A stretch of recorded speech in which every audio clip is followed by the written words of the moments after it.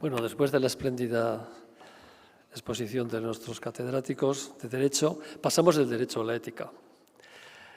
En esta mesa va a moderar Chechu Ausín, que es científico titular en el Instituto de Filosofía del CSIC y del cual es subvicedirector. Es colaborador de Governance, es presidente del Comité de Ética del CSIC, ha sido presidente de la Federación de Filósofos y Filósofas de España y también es patrono de la Fundación Clúster de Ética del País Vasco. Él tiene la palabra para presentar a los demás. Bueno, ¿se escucha bien? Sí. Vale. Buenos días a todas y a todos. Mi esker etortxagatik, saio honetara.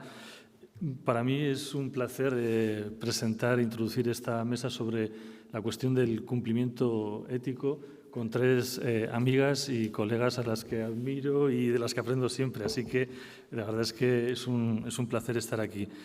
Se las voy a presentar en primer lugar y luego habrá unas intervenciones breves de cada una de ellas y luego daremos un paso un poco al diálogo entre nosotros y con ustedes, porque la idea es que sea pues una mesa de diálogo. Precisamente porque la misma cuestión que nos planteó Nacho y el clúster de ética sobre el cumplimiento ético pues nos parecía un poco compleja y difusa, ¿no? Yo, hablando con ellas, entendía que tiene que ver con la idea de cómo se implementa la ética en las organizaciones y en las instituciones. Antes hemos hablado desde la perspectiva jurídica, pero ahora nos interesaba más hablar desde la perspectiva ética, que también requiere una serie de, podríamos decir, infraestructura, de instrumentos, de procedimientos, ¿no? para desarrollar este tipo de ética aplicada en instituciones y en organizaciones. Y las tres tienen experiencia en comités, comisiones y reflexiones éticas aplicadas en instituciones y organizaciones. Y se las voy a presentar. En primer lugar, va a intervenir Belén Altuna, que es profesora en la Facultad de Filosofía, Educación y Antropología. Cambia el orden. En la Universidad del País Vasco. Ella es profesora de Filosofía Moral, es experta en Historia de las Ideas Morales y también ha trabajado en cuestiones de ética aplicada. Sobre todo, yo la conozco por ser una de las principales especialistas en España sobre Levinas y tiene un libro precioso, entre otros, que se llama La historia moral del rostro.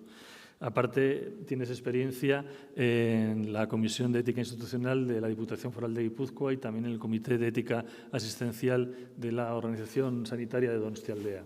Así que has pasado, como decía un profesor mío, de las musas al teatro también, ¿no? Que es de lo que vamos a tratar. En segundo lugar va a intervenir Mabel Marijuán. Mabel Marijuán es profesora también en la Universidad del País Vasco de bioética. Ella es doctora en medicina y también está formada en el máster de bioética y en criminología también. Tiene muchísimas publicaciones sobre la cuestión de la ética de la investigación. De hecho, yo creo que es una de las personas en España que más sabe de ética de la investigación en las universidades y en los centros de investigación. Y todos los que nos dedicamos a eso, pues siempre hemos seguido su trabajo y todo el desarrollo que ha tenido aquí en la Universidad del País Vasco entre el año 2009 y 2021, que ha dirigido la Comisión de Ética de la Investigación y de la Docencia.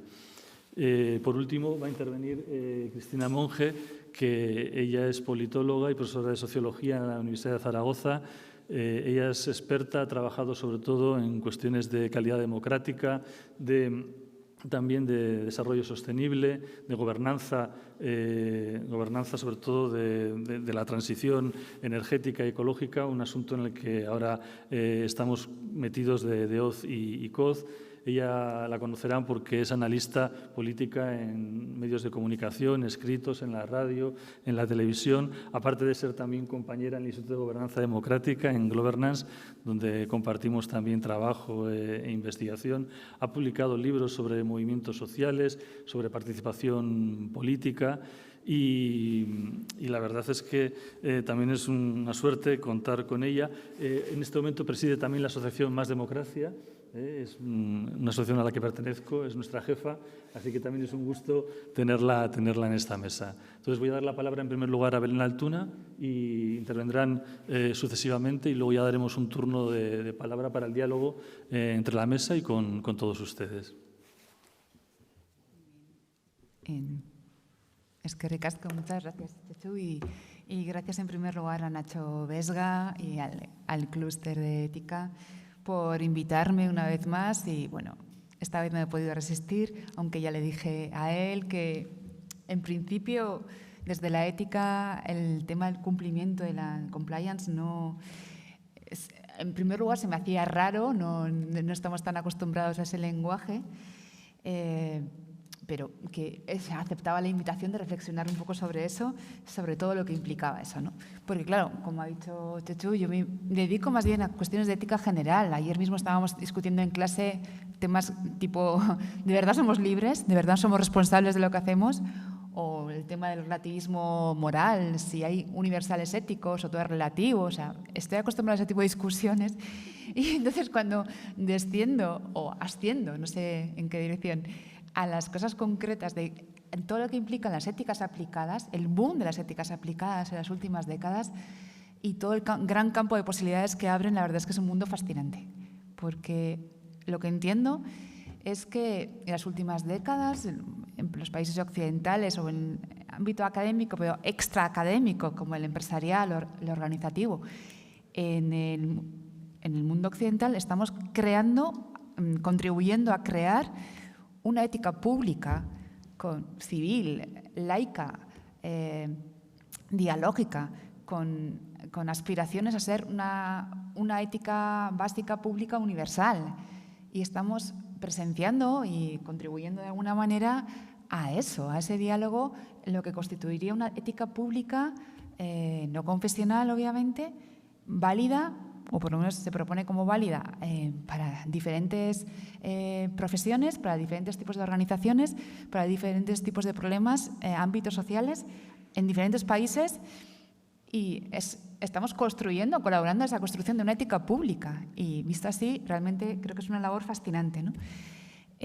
Como ha dicho él, conozco un poco más de cerca la cuestión de la ética asistencial en el caso del Hospital Donostia y también un poco la ética institucional en el caso de la Diputación Foral de Guipúzcoa y, por lo tanto, solo quería hablar un poco de esos ámbitos que conozco y preguntarme por el asunto del cumplimiento ético y su diferencia con el cumplimiento normativo, que como habéis explicado muy bien los ponentes previos, pues realmente es un campo del derecho, de esa abogacía preventiva en el que habéis hablado.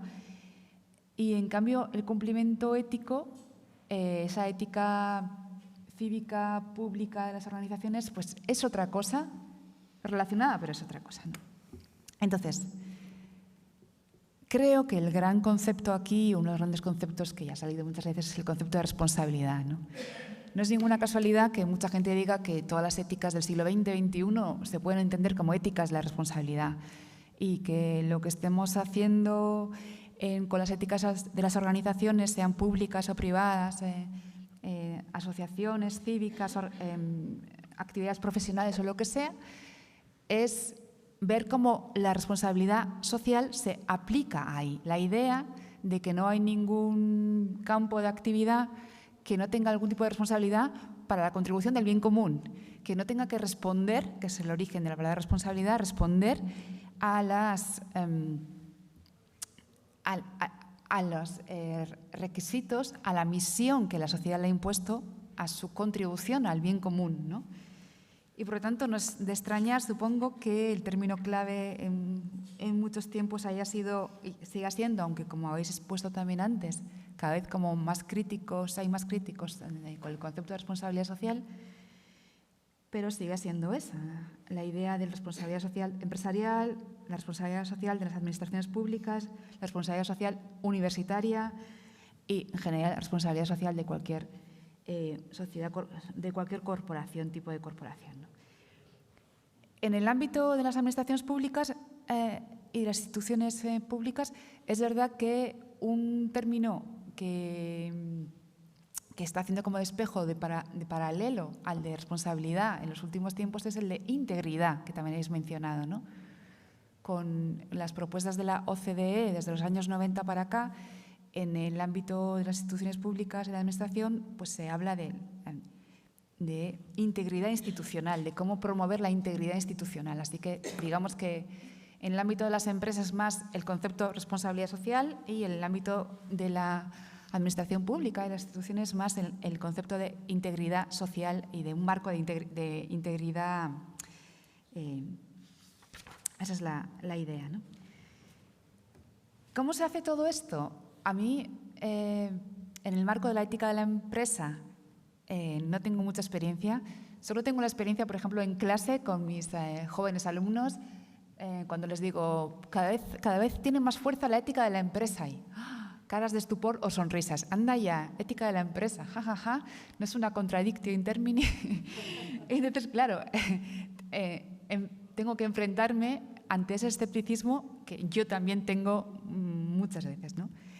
Y el hecho de que estemos hablando tanto de cumplimiento implica que realmente ese escepticismo o esa poca credibilidad de que las empresas, también hablaré de las administraciones públicas, de las instituciones públicas, pero esa poca credibilidad de que realmente les interesa la ética o que se lo tomen en serio, que sea algo más que marketing o cosmética porque está de moda, porque se les exige, como habéis contado, y porque quieren tener una especie de marca ética para vender más o ser más competitivos. O sea, el escepticismo y digamos que la mirada, las risitas que se oyen a menudo cuando se hablan de estos temas, tiene que ver, pues eso, con el uso estratégico, con el uso de marketing o estratégico que se ha hecho muchas veces, o se hace a menudo, de todo el tema de la responsabilidad corporativa, social corporativa, ¿no? Entonces, ¿por qué hablamos tanto de cumplimiento? Porque hay un paso más de queremos demostrar que cumplimos con lo que decimos y a ver cómo lo demostramos, cómo organizamos todo ese marco de responsabilidad para que ser creíbles y generar confianza, que es de lo que trata todo esto, de generar confianza en la sociedad, de que estamos estamos respondiendo correctamente a lo que nos demanda esa sociedad, ¿no? Voy a hablar entonces un momentito de la ética de la empresa y de la ética de la administración, sobre todo el caso que conozco de la Diputación, cómo se ha gestado todo esto. En el ámbito de la empresa me guío en gran medida, bueno, aquí hay también especialistas, pero de lo que están haciendo la Escuela de Valencia, ya sabéis, con Adela Cortina, Domingo García Marzá, etcétera, y la Fundación ETNOR, de Ética de los Negocios y de las Organizaciones, y cómo están. Me gusta mucho desde el punto de vista teórico porque están cogiendo todas las teorías de Habermas y Apple, la ética del discurso, y le están aplicando a la ética de las empresas, ¿no? Y entonces, por ejemplo, ellos en los últimos años están contribuyendo a esta idea. La idea es que lo importante es crear una infraestructura ética, ¿verdad? Un diseño arquitectónico, digamos, por las cuales las organizaciones se comprometen a no solo ser legales, no solo a no cometer delitos, obviamente, y a prevenir delitos, como hemos venido hablando, sino ir más allá y asumir que tienen una responsabilidad y que quieren crear un clima ético, otro concepto fundamental, últimamente, como sabéis, el de clima ético, y que quieren adquirir unos compromisos, que esos compromisos se hagan públicos y que, por supuesto, la sociedad los conozca. Y entonces, ¿cómo hacer esa arquitectura, ese diseño arquitectónico de lo que sería la responsabilidad social? Y una idea básica es que, en principio, hay dos fundamentos, ¿no? Formular una declaración explícita con un código ético y de conducta. Eso es el primer punto, el punto básico. Como sabéis, para que eso se concrete anualmente y tal, es habitual en las organizaciones hacer una memoria de responsabilidad social, una memoria anual, donde se recoja pues, los procedimientos y los informes de sostenibilidad y de los pasos que se han dado a lo largo del año. Por supuesto, para que haya un órgano de asesoría, de seguimiento, de garantías, de control, crear también un comité de ética. sobre todo para aclarar las dudas que puedan tener los propios integrantes, por ejemplo, de esa empresa o de esa organización, sobre las aplicaciones del código ético, resolver las dudas y las notificaciones de sugerencias o alertas o denuncias que pueden llegar y promover, hacer labor educativa de formar a los empleados, a los directivos y a todos los que forman esa organización para que realmente interioricen que están creando ese clima ético en conjunto, ¿no? Entonces, por una parte tenemos un código ético y conducta, memorias de responsabilidad social personalmente anuales, tenemos un comité de ética y para recoger las sugerencias o quejas o denuncias de la sociedad o de los proveedores o de cualquier otro grupo de interés que pueda tener algo que decir, pues una línea ética, lo que se conoce como una línea ética o un canal de comunicación a través de correos electrónicos, página web, etcétera, donde pueda haber denuncias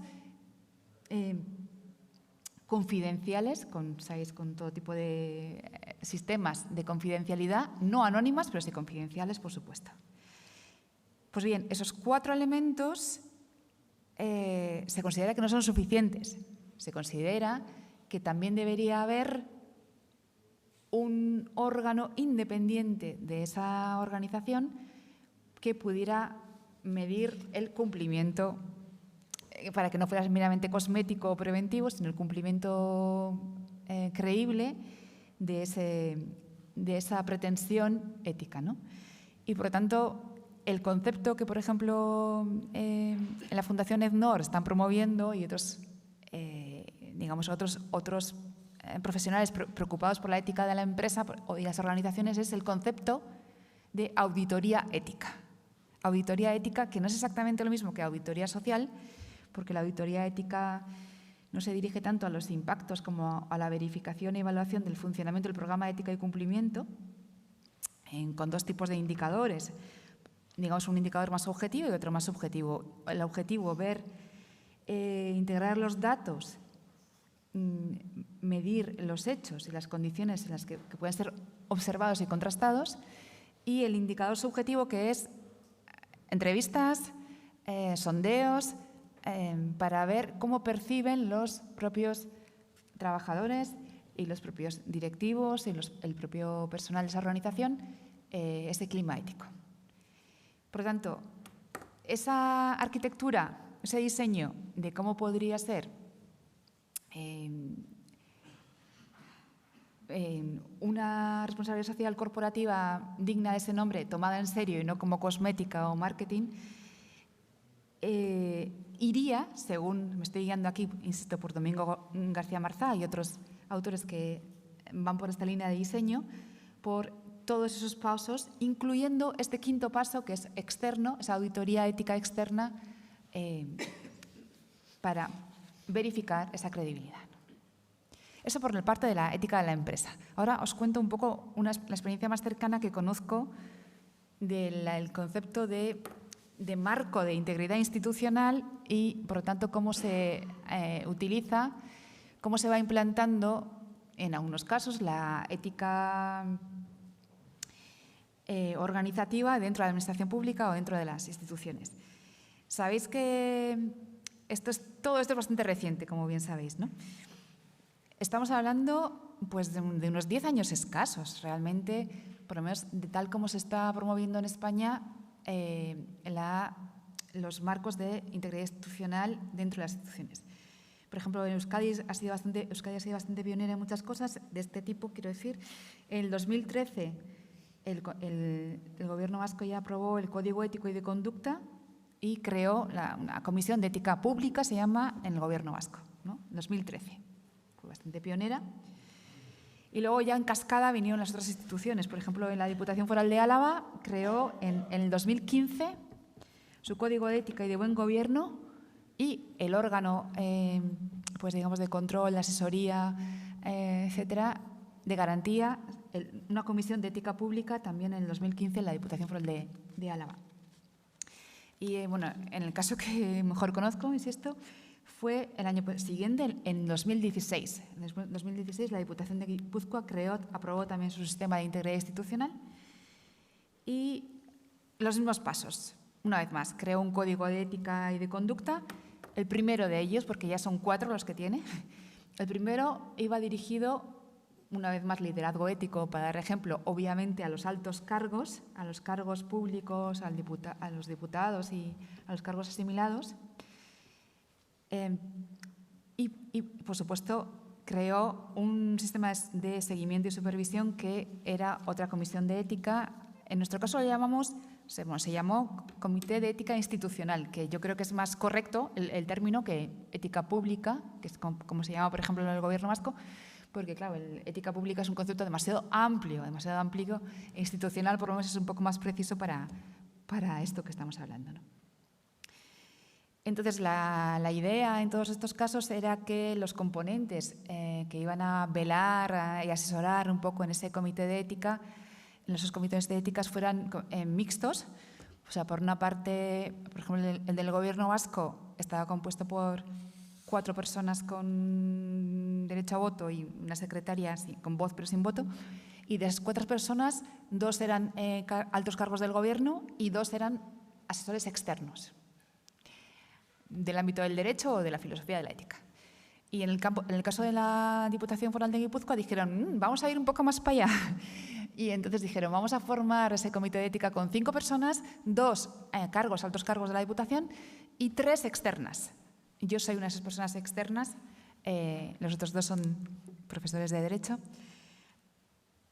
Y digamos que eso, por una parte, código de ética, comité de ética, por supuesto, mecanismos de interiorización con todo tipo de jornadas de difusión, información, promoción, seminarios, etcétera, documentos formativos. Y la idea es que ese marco de integridad institucional se vaya ampliando. Y fijaos cómo se ha ido ampliando desde entonces, ¿no? Entonces, desde el 2016 hemos dicho que creó el primer código para los altos cargos de la Diputación, etcétera. Un año más tarde, en 2017, una segunda pata de esto era Código Ético y de Buena Gestión del Empleo Público Foral. Es decir, para que todos los funcionarios, todas las personas empleadas tuvieran que adscribirse a ese Código Ético y de Buena Gestión, ya digamos para todos los empleados. En ese mismo año, en 2017, hubo un tercer código, ya veis que boom de códigos exceso tal vez, un tercer código de conducta dentro de ese marco de integridad institucional aplicable a la contratación pública, de manera que los cargos y empleados públicos del sector público foral que intervinieran en los procedimientos de contratación, por un lado, y por otro lado las empresas y las entidades licitadoras tuvieran que aprobar, o sea, ser conocedores y firmar ese código de ética y de buenas prácticas para la contratación pública, ¿no? Y una cuarta pata, en el 2018, un cuarto código, esta vez aplicado a las ayudas y las subvenciones. O sea, código de conducta en el marco de integridad institucional aplicado a las ayudas y subvenciones. De manera que todos los trabajadores, empleados públicos que intervinieran en procedimientos de ayudas y subvenciones, por un lado. Y por otro lado, una vez más, las entidades y las empresas que accedieran a esas ayudas y subvenciones tuvieran que adherirse a ese código de conducta que incluye una lista de valores de integridad, ejemplaridad, honestidad, responsabilidad, etcétera. Y lo ultimísimo es que ahora mismo acaban de aprobar el registro de grupos de interés, los lobbies, para que también todo esto se integre en esa idea de marco de integridad institucional. Y bueno, antes me ha dicho Checho que hay otro paso más, que luego igual contará él. O sea, la idea es que es un marco tan grande que cómo transmitir que la pretensión de ejemplaridad, la pretensión de servicio público es auténtico, que no es solo estratégico. Y en ese caso concreto también me consta que en el caso, por ejemplo, de la Diputación de Guipúzcoa, supongo que también igual que habrá habido en otros casos, También se procedió a solicitar una auditoría del sistema de integridad institucional, que fue en el año 2019, o sea, al cuarto año de ponerse en marcha. Para ello, entonces, se pidió esa evaluación externa, esa auditoría externa con la empresa conocida empresa de World Compliance Association, una asociación internacional sin ánimo de lucro, formada por profesionales y organizaciones interesadas en el mundo de la compliance. Y entonces, por lo tanto, vinieron los expertos a esa auditoría, y tuvieron todo tipo de entrevistas también con el personal, con gente del comité de ética, etcétera, y nos hicieron algunas recomendaciones, ¿no? Entre las recomendaciones que nos hicieron, me acuerdo que nos decían recomendaban el establecimiento de mecanismos de control que permitan hacer un seguimiento más eficaz de su implementación y, por tanto, identificar sistemáticamente desviaciones y oportunidades de mejora. Bueno, lo que quiero decir con esto es, por ejemplo, yo, que soy una de las integrantes externas de ese comité de ética, que no estoy, obviamente, ni tengo ninguna relación más allá de esta participación con la Diputación Foral de Guipúzcoa, claro, nosotros no podemos comprobar hasta qué punto se cumple todo. Simplemente recibimos algunas dudas, normalmente del personal que tiene dudas de cómo interpretar algunas de los planteamientos cuando hay conflictos de intereses en el código ético, y recibimos algunas denuncias, ¿no? Muchas denuncias no tienen mucho que ver con nuestras competencias, que al final son competencias bastante limitadas, ¿no? O sea, de oficio no actuamos para ver si se cumple correctamente todos estos códigos de conducta de contratación, de ayudas, subvenciones, etc. En fin, lo que quiero decir con esto, ya termino, es que, por una parte, es fascinante que los últimos 10, 20 años, 5 años, veis la secuencia de los hechos, de los tiempos que he narrado, cómo se está creando, bien, mal, al que bien, hay esta necesidad de legitimación social y cómo se está creando toda esta cultura ética en las organizaciones con esta infraestructura, con esta arquitectura, diseño de cómo se puede hacer esto, con auditorías o, digamos, empresas externas o organismos externos que puedan controlar y hacer informes de hasta qué punto va en serio esto. Bueno, ya lo discutiremos. La duda que me cabe, es igual que nos cabe a todos, es, no sé, creo que vamos en la buena dirección en ese sentido. No sé hasta dónde vamos a llegar, no sé hasta qué punto la hipertrofia normativa, la multiplicación sin fin de códigos éticos y de conducta, va a tener que llegar a un equilibrio, porque seguramente hay demasiada inflación. Pero, una vez más, ¿hasta qué punto estamos colaborando y estamos colaborando bien, o qué más podemos hacer para contribuir a ese clima ético, a esa ética pública, a esa petición de compromiso de todas las organizaciones públicas o privadas, para que contribuyan a ese bien social que esperamos de ella, que la sociedad espera de ella, ¿no? Así que escucho a mis compañeras a ver qué dicen sobre esto y luego debatimos. Gracias.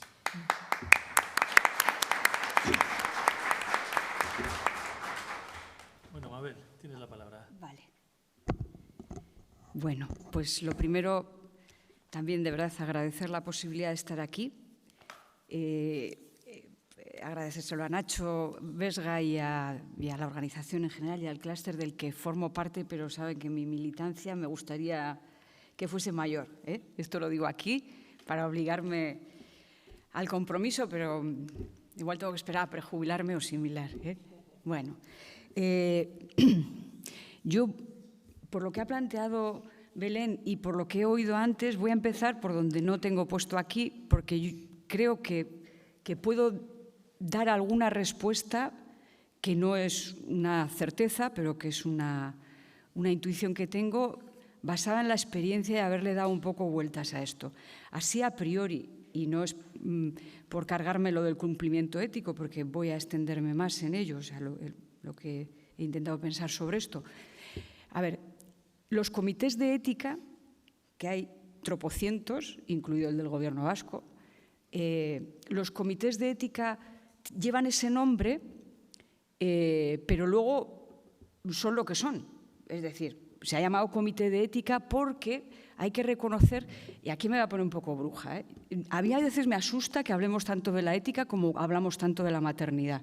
Cuando menos hijos hay, ¿no? Cuando hay más reproducción asistida, más tardía en esto, cuando estamos en un momento en que la maternidad hablamos, vemos, y a veces con esto de la ética, esta sobreexposición que has dicho, me preocupa. Pero mira, es así la vida, ¿no? Ya veremos cómo nos arreglamos con esto. Entonces, lo que sí pasa en los comités es que los comités, los clásicos, cuando empieza los comités de ética en la investigación, que estos sí que son de los años 70, años 80, que tiene mucho que ver con la Segunda Guerra Mundial, como sabéis, el Código de Nuremberg, etcétera, etcétera, y hay una respuesta social, hay una respuesta política que dice, ¿qué hacemos para evitar que esto vuelva a pasar? Además de hacer leyes y que digan que no se puede hacer daño por mor de... ¿Qué hacemos? Vamos a crear unos comités que se van a llamar de investigación, tenían sus diferentes nombres, y que van a evaluar los proyectos de investigación para que no se hagan mal, para que no hagan daño, para que no se vuelva a producir, que se pueda matar por supuestamente aprender algo nuevo que puede ser útil para que no haya Y entonces se crean los comités de ética e investigación, pero son comités con capacidad ejecutiva. Es decir, los comités dicen si se puede o no se puede poner en marcha un proyecto, pero lo dicen a priori.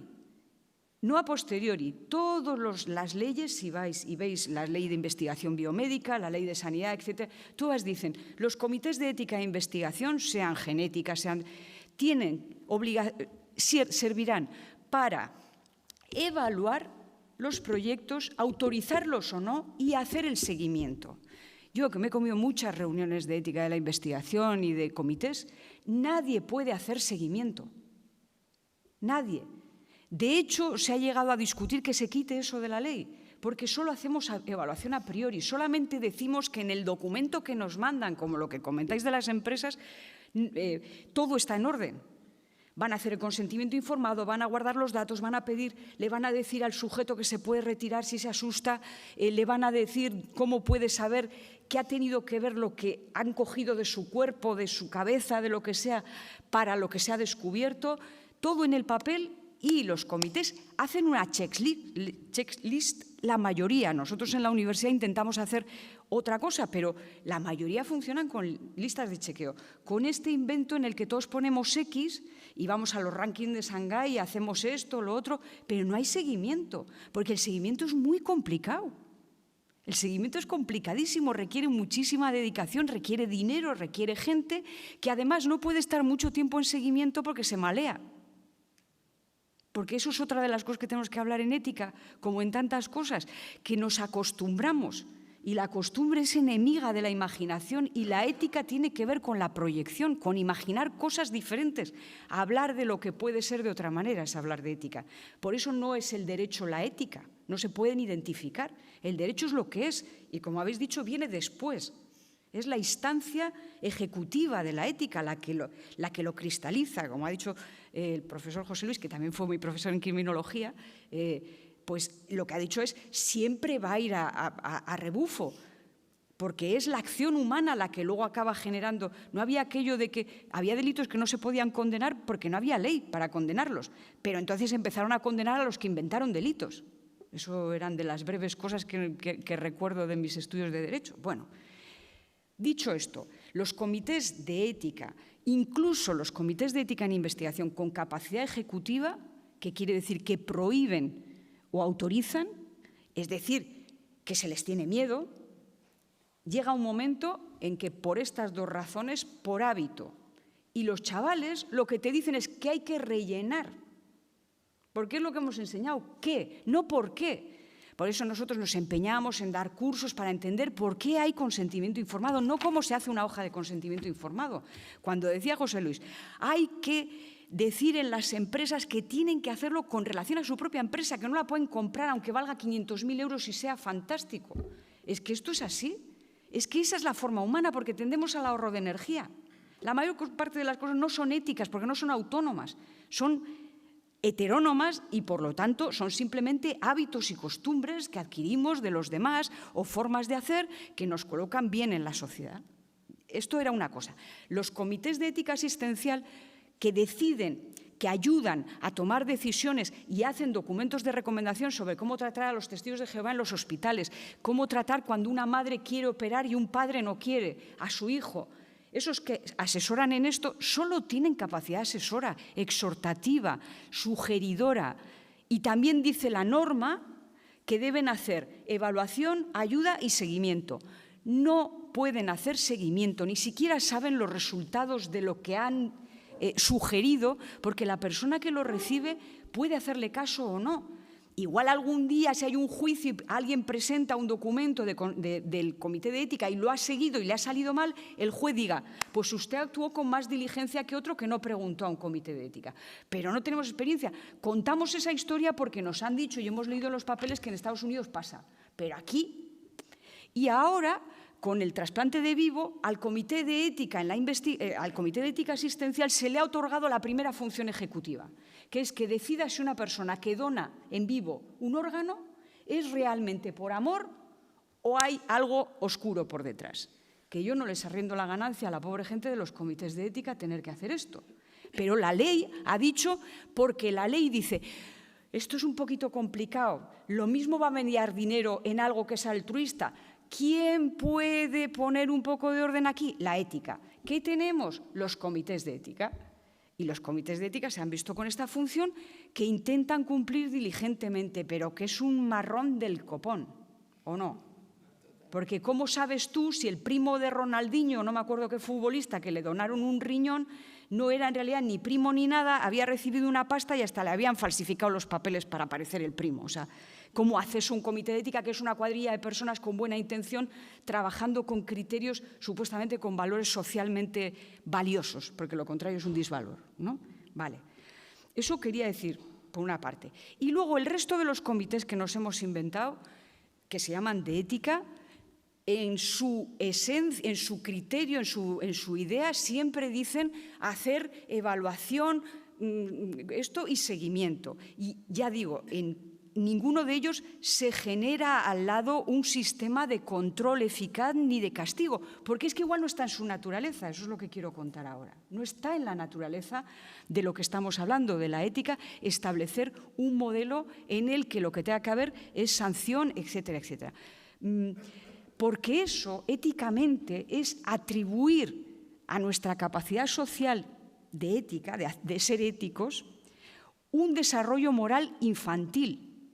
Solo el premio castigo consigue que la gente cumpla y partir de la base de que solo si hay sanción o premio, la gente va a ser ética. Eso Kohlberg lo explicó muy bien y se ha desarrollado en todas las teorías éticas. Eso pertenece a la primera etapa del desarrollo moral. Eso lo sabemos, eso lo sabe un niño. En el momento que le has enseñado que si no se come todo, le castigas. O que si le pega a su hermano, le castigas. Y que si hace pis por fin en el orinal, le premias. Y se pone el cinturón porque la archaña le puede multar. Y no se lo pone cuando la archaña no está delante, independientemente de que el cinturón sirva para que si tienes una leche no salgas muy mal parado y esto esté mostrado por la evidencia, la experiencia y tengamos un montón de gente trabajando, haciendo experimentos con los coches para ver qué manera asegurarnos mejor. Es considerar que somos niños moralmente en esta sociedad y que, por lo tanto, todo lo que debamos hacer para que se cumpla o tiene las características del derecho, que afortunadamente tiene formas de sancionar, porque es un mínimo ético del que se dota una sociedad que es igual para todos y que nos permite convivir y desarrollar nuestros proyectos de vida, viva el derecho, ya veis, aunque me voy a meter con él, pero esto no se puede aplicar en este otro campo. O por lo menos no se puede a priori pensar que la aspiración es que los comités de ética tengan un sistema de sanción o un sistema de... Desde mi punto de vista, me pongo así por carácter, pero quiero decir que es el planteamiento que quería hacer. Bueno, y ahora voy a lo que me había puesto aquí. Empezaré por señalar que el término cumplimiento, que a ella le extraña y a mí también, me puso como cuando empezó Nacho a decir que íbamos a hacer esto, yo decía, hostia, pues efectivamente cumplimiento, y digo, bueno, la RAE tiene una acepción que dice que el cumplimiento es la perfección en el modo de obrar y hacer algo. Y dije, vale, pues esta es la que directamente se relaciona con la ética, ¿no? El cumplimiento. ¿Por qué? Porque la ética nos remite a la pregunta ¿qué debo hacer? Y es una pregunta kantiana, pero es una pregunta ética en sí. Es decir, ¿qué debo hacer para ser feliz? ¿Qué debo hacer para que el mundo funcione bien? ¿Para que impere ¿Qué debo hacer? Habla de la conducta, es el motor de nuestra conducta, ¿no? La ética, la pregunta. Y entonces nosotros siempre decimos, debo hacerlo mejor, debo hacerlo óptimo, no debo hacer cualquier cosilla. Desde luego no debo hacer mal, eso es evidente, pero lo que debo hacer es lo mejor, porque si no, no pregunto por la ética, pregunto por el andar por casa, por las costumbres, por las, ¿no? Estoy haciendo una pregunta más profunda. Y entonces decimos, claro, el problema es saber qué es lo óptimo y lo mejor en cada tiempo, en cada lugar, en cada circunstancia, en cada empresa, en cada... el asunto es ese, ¿no? Y entonces, como la ética es la disciplina o es el saber que nos remite a esta pregunta, también podemos decir qué contenidos tiene, ¿no? Y en dónde se asienta. Se asienta en una condición humana. Solo los seres humanos somos sujetos éticos, inevitablemente, porque nos hacemos esta pregunta. ¿Por qué? Porque tenemos una capacidad proyectiva, estimativa, que hasta ahora nos ha servido para sobrevivir, pero que apunta mal, que es imaginar las consecuencias de algo que no ha pasado todavía. Esa es la pregunta. ¿Qué debo hacer? ¿Cómo me proyecto al futuro? ¿Qué debo hacer? Y entonces ahí empezamos a intentar articular una respuesta a esa pregunta. Sí. Entonces, claro, todos tenemos esta capacidad. Todos lo desarrollamos en mayor o menor medida.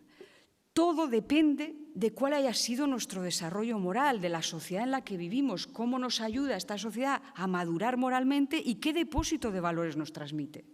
Si yo nazco en una sociedad donde me ponen un velo, no me dejan estudiar, me pueden matar por llevar mal puesta la coleta, lo que sea, yo responderé al qué debo hacer bajo ese parámetro y esos valores que en esa sociedad se han instalado, sí o no. Pero si nazco en una sociedad plural donde se respetan los proyectos de vida, donde es importante en mi desarrollo profesional, pues bregaré con cuándo tengo los hijos, qué hacemos, cómo nos organizamos, pero no bregaré con la idea de si algún día puedo tener un trabajo, porque no lo voy a tener, como no lo tenían las mujeres hace 2 siglos en trabajos profesionales, ¿no?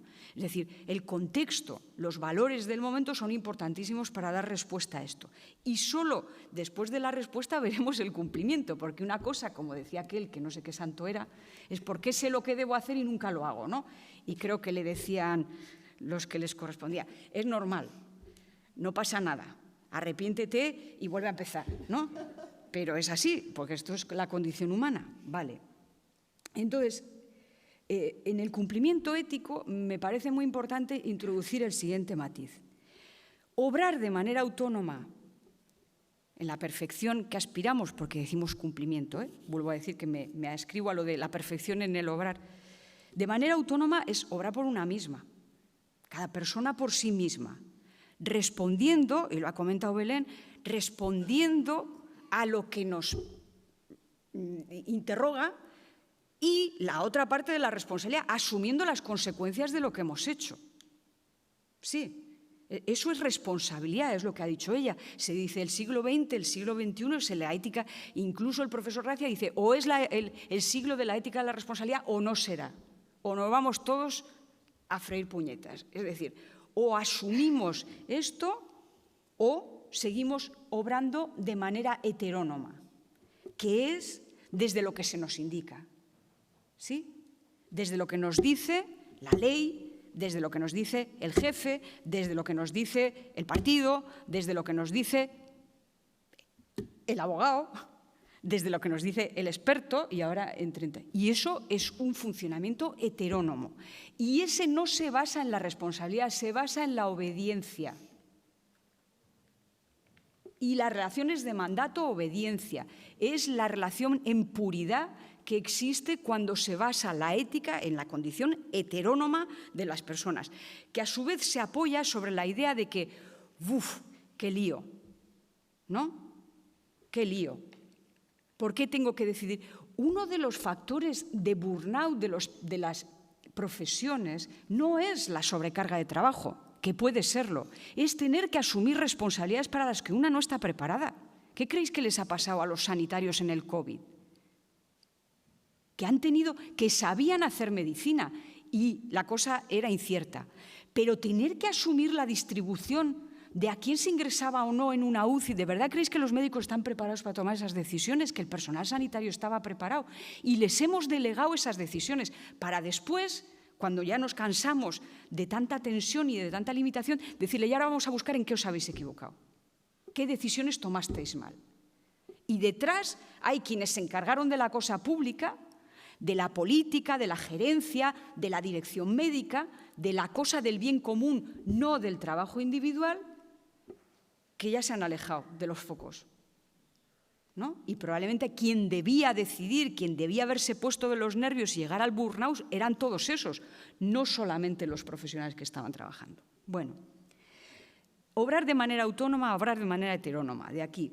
Claro, esto es muy relevante para hablar de las diferentes maneras de cumplimiento, porque nos pone en la pista qué modelos de cumplimiento responden a los diversos modelos de organismos que vamos creando, sean empresariales, institucionales, de comités, etcétera, etcétera. Instituciones, comités, incluso clúster, porque toda organización se dota de una manera de cumplir, porque si no, ¿para qué se crea? ¿No? Quiere cumplir algo, quiere obrar de la manera mejor. Entonces, volviendo a la autonomía y a la heteronomía, he dicho antes, un ser humano se desarrolla moralmente. Esto es otra de las cosas en la que en algún momento en la vida tenemos que pensar, que nos movemos entre personas que estamos en diferentes niveles de desarrollo moral y que además en un aspecto somos muy maduros moralmente y en otros no. Por ejemplo, es muy difícil convencer a un catedrático de biología molecular cuando presenta un proyecto de investigación que desde el punto de vista de los valores, de lo valioso para esta sociedad, tiene un conocimiento altísimo sobre la práctica científica y nadie le va a toser, pero desde el punto de vista de valores como el respeto a la autonomía de las personas o de la protección de los vulnerables, no tiene ni idea porque nunca ha pensado en eso. Yo, que venía del mundo sanitario, sabía que el consentimiento informado era algo así en el sistema sanitario. Cuando entré en el mundo de la investigación, la cuala. ¿Cómo que hay que pedirle permiso a un paciente para cogerle un cacho de hígado si ya le íbamos a quitar un cacho? Pues que me dé uno para mí, para investigar. Y no, perdona. Bueno, si es lo que sobra, lo mismo podemos hablarlo, pero si le vas a quitar en vez de 5 miligramos, 15 porque tienes que hacer una investigación, será si quiere, porque el pobre lo único que ha hecho es pasar por allí cuando tú ibas a hacer un proyecto de investigación. ¿Por qué tiene que quedarse con menos hígado? ¿No? No, pero si no tiene efectos secundarios, bueno, eso me lo demuestras. Y mientras tanto, pide autorización, que la gente es muy generosa y cuando le explicas que es por el bien común suele acceder, pero no saben cómo hacerlo, porque tampoco les educamos para eso. Para ir donde un familiar y pedirle un órgano, hemos conseguido establecer un modelo. Para que la gente se preste a la investigación biomédica, por ejemplo, no, porque nadie ha pensado que hay que invertir lo mismo que formamos a gente para pedir el órgano para un trasplante, ¿no? Que son cosas lógicas, pero si no las juntas unas con otras, pues luego viene el seguimiento de qué tal hemos cumplido, ¿no? Bueno, no me voy a poner apocalíptica, pero tampoco quiero mostrarme integrada. Y entonces, a ver cómo sigo con esto. Vale. Las leyes. Claro, decimos, si tengo una ley de investigación biomédica que recoge los valores que tenemos con respecto a la investigación, ya tengo una herramienta que me permite llamar a la persona y decirle has incumplido. Pero esto no es posible en todos los terrenos de los que hablamos, de la ética. Y además, como bien ha dicho ella, corremos el riesgo de generar muchísimas normativas, muchísimos. Y hay una cosa, la gente no se las lee. Es así. Yo, que doy bioética y que estoy en el área de medicina legal, me paso gran parte de mi tiempo laboral pasando las leyes al lenguaje fácil, que se llama ahora, ¿no? que a veces es solo quitarle los cacharros y decir, aquí han querido decir no sé qué, con lo cual me estoy metiendo en la interpretación, ¿verdad, profesor? Y no debería, pero es que no me queda más remedio, porque ¿cómo les explico yo el cambio del Código Civil a mis alumnos que ya se han aprendido que a un incapaz hay que pedir autorización a los padres? Para hacer investigación o para atenderles sanitariamente. Como me toca esa parte, pues tengo que hacer estas cosas.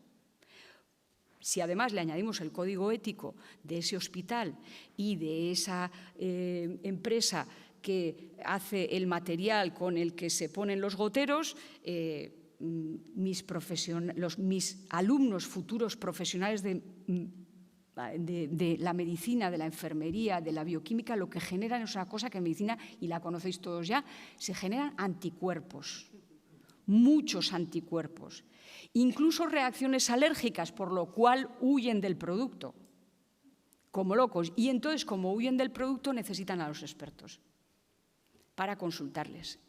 Y los expertos, que son muchos, porque mandamos a mucha chavalería al mundo laboral, pues dicen, me acabo de crear una unidad experta en calidad, en esto.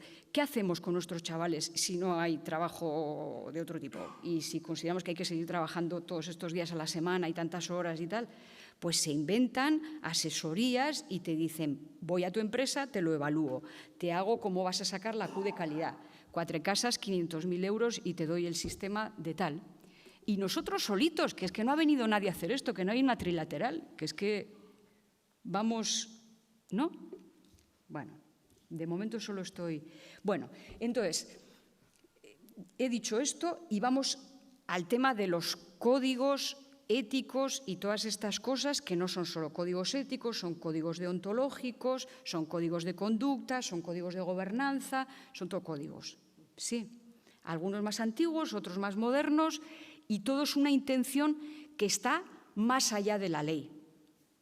Más acá, más allá, al costado, ¿no?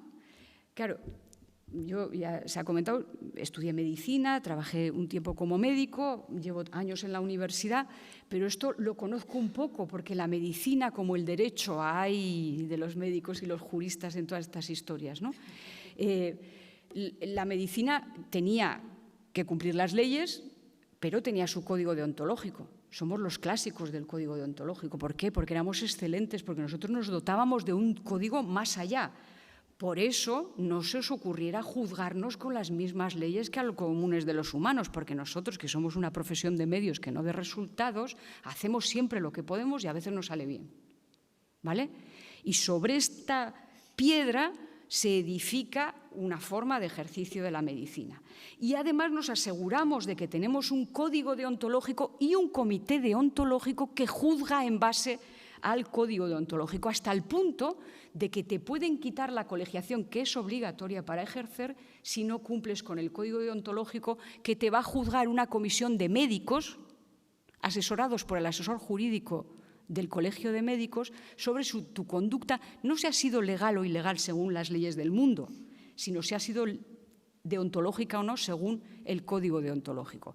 Este modelo muchas veces se ha traspasado tal cual a los llamados comités de ética.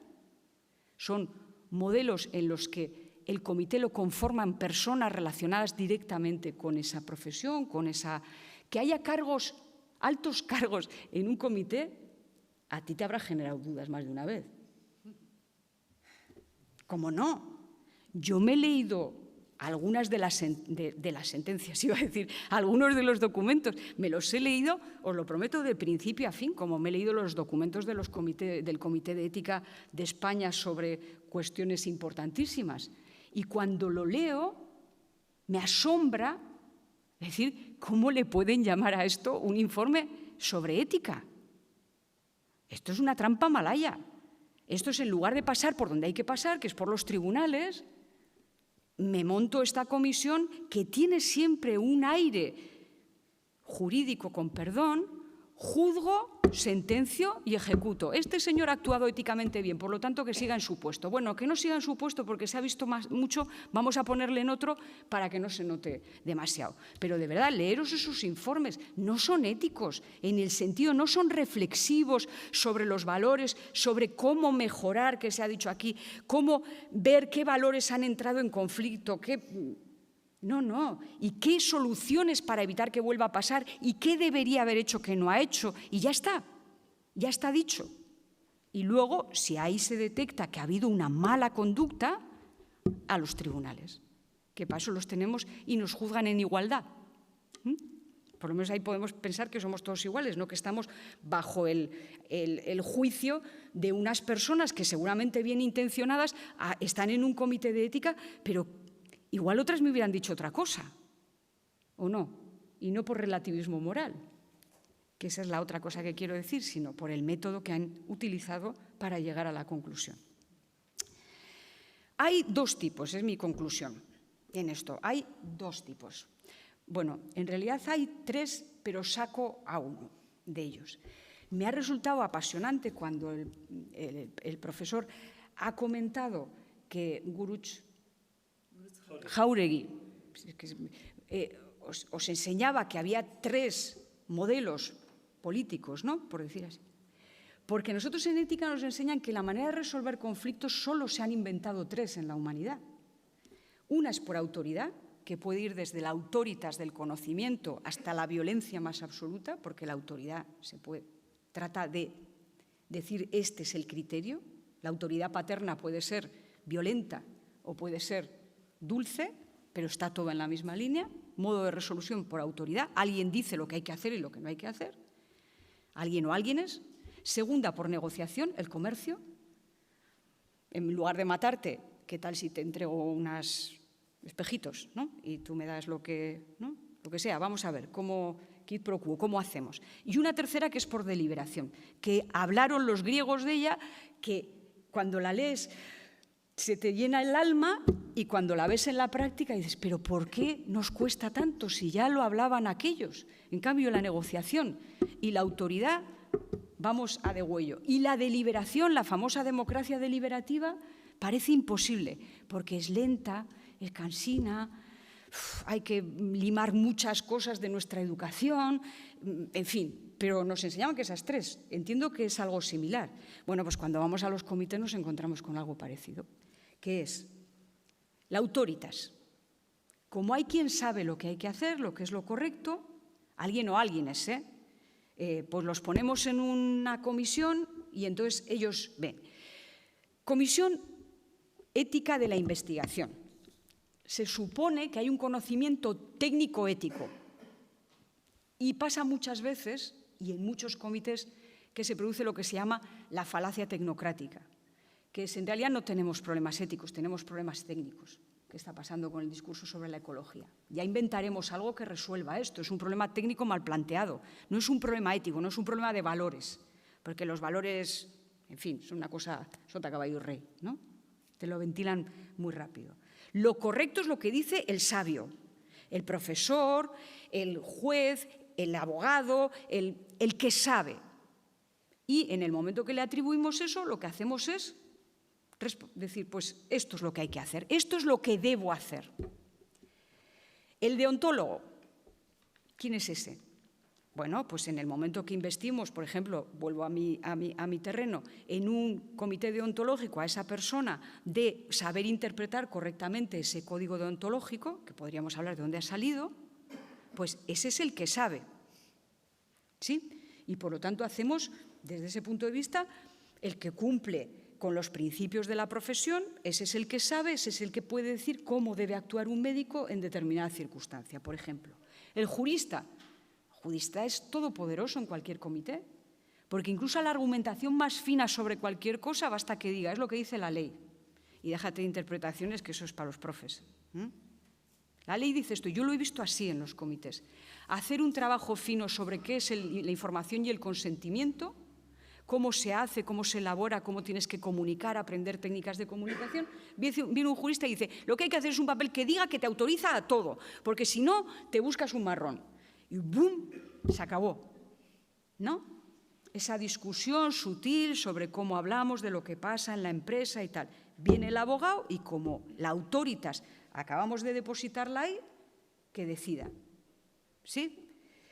Y luego está el teólogo, que en nuestro tiempo es menos comentado, pero sería el que además te dice lo que debes hacer porque interpreta la palabra de Dios. Pero vivimos en un mundo en el que se le ven las orejas al lobo. Es decir, que vivimos en un mundo en el que hay sociedades que se rigen por el libro sagrado, por el Islam. Y tiene que haber quien lo interprete, porque si difícil es interpretar la ley, no quiero ni pensar. Lo que tiene que ser decir qué pasa con la anticoncepción de un libro, la Biblia, que es nuestro libro, ¿no? El de la mayoría, cuando he dicho nuestro ya sabéis lo que quiero decir, no me quiero meter en un jardín, pero digo, la Biblia, el Corán, el Talmud, es que es la palabra de Dios, está ahí y hay interpretadores. Y si además hay que vivir según eso y lo que debemos hacer, ¿no? Vamos a estar en manos, porque interpretarlo directamente, y lo que digo, para decir que la anticoncepción está mal, remitirnos a un libro que se escribió cuando no se conocía ni cómo era siquiera el sistema de fertilidad, vamos a andar un poco mal, ¿sí o no? Bueno, autoritas. Cuando la base de cualquiera de estos comités se asienta en la autoritas, hay una mayor tendencia a buscar que haya una forma de cumplimiento sancionadora. Porque la base de todo esto, insisto, no es la autonomía, que uno llega a asumir y ponerse en marcha, sino la heteronomía y las relaciones de mandato-obediencia. Y, por lo tanto, hay que crear al lado del comité pues un régimen sancionador, una manera de castigar y premiar las conductas. Siempre nos acordamos más de castigar, porque ya que se ponen a castigar y premiar, se deberían premiar de verdad a los cumplidores. Esto nos llevaría probablemente a ser más animosos a la hora de comportarnos bien o según nos dice la autoritas que nos debemos comportar. Y conformada así, y además siendo la que más gana a lo largo de la historia de nuestra cultura, pues al lado de esto hay otra opción, de lograr el cumplimiento. Y aquí sería lo de que los comités de ética fuesen realmente, o sean, no fuesen porque los hay, realmente un ámbito que no es jurídico, insisto, porque esta mezcla, esta especie de tensión que hay entre la bioética y el bioderecho, deberíamos ponernos a ello, porque estamos en una situación, yo creo, de riesgo, ¿no? Porque lo que se plantea en un comité son los conflictos de valores, no el actuar bien o mal, no el actuar bien o mal. Eso es muy fácil, de verdad que es muy fácil. Incluso podríamos decir, nos basta con el derecho, tenemos un derecho suficientemente complejo que nos marca las reglas de juego y ya irá creciendo alimentándose de nuestros errores y nuestros aciertos. Pero cuando estás en un comité, de lo que se habla es de un conflicto de valores. Y eso requiere de que las personas que lo conforman tengan un hábito deliberativo. Es decir, que pongan allí su saber en confrontación con el de los demás, que asuman que por muy autoritas que tengan nunca van a aprehender toda la realidad, que tienen que escuchar a las otras partes y que tienen que imaginar posibilidades que no se han hecho ya, aunque sean muy interesantes las analogías, es decir, que tienen que romper ciertas apriorismos que nos condicionan y atreverse con propuestas imaginativas, que no quieren decir fantasiosas en el sentido de Juego de Tronos, sino cosas que no se han visto, que no se han hecho. Esa es la condición. Es decir, y además tienen que ser rigurosas en el método, porque si no te encuentras lo que te encuentras en el Comité Nacional de Ética, hay que ser riguroso en el método.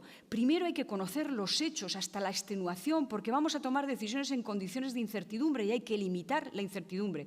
Y eso solo se hace con una cosa que afortunadamente en estos tiempos tenemos, que es un conocimiento científico, empírico, de recogida de datos que nos permite, antes de empezar a discutir qué hacer, que todos los que estamos en ese entorno sepamos de verdad lo que hay. No lo que cada uno imagina que debe haber. Y solo desde esa base reformular el problema, que no debemos permitir que nos aboquen a que las cosas sean dilemas. Dilema quiere decir que solo tiene dos respuestas, o esta o esta. Y lo que tenemos en nuestra sociedad y en estos comités son problemas que hay que resolver. Conclusión. Creo que el cumplimiento ético, si somos estrictos en el planteamiento de lo que es la ética en nuestra sociedad, no podrá basarse en criterios exclusivamente de check, sino que requerirá de una educación en valores, de un gran sentido crítico y, digamos, argumentativo y de capacidad de reflexión de los miembros que formen parte de esos comités, pero que seguramente casi siempre, si no siempre, si llamamos a algo comité de ética, no puede ir más allá de lo exhortativo. Es decir, si le atribuimos otra función, quizá estemos creando artefactos que van a acabar cayendo sobre nosotros, en mi tesis. Perdón.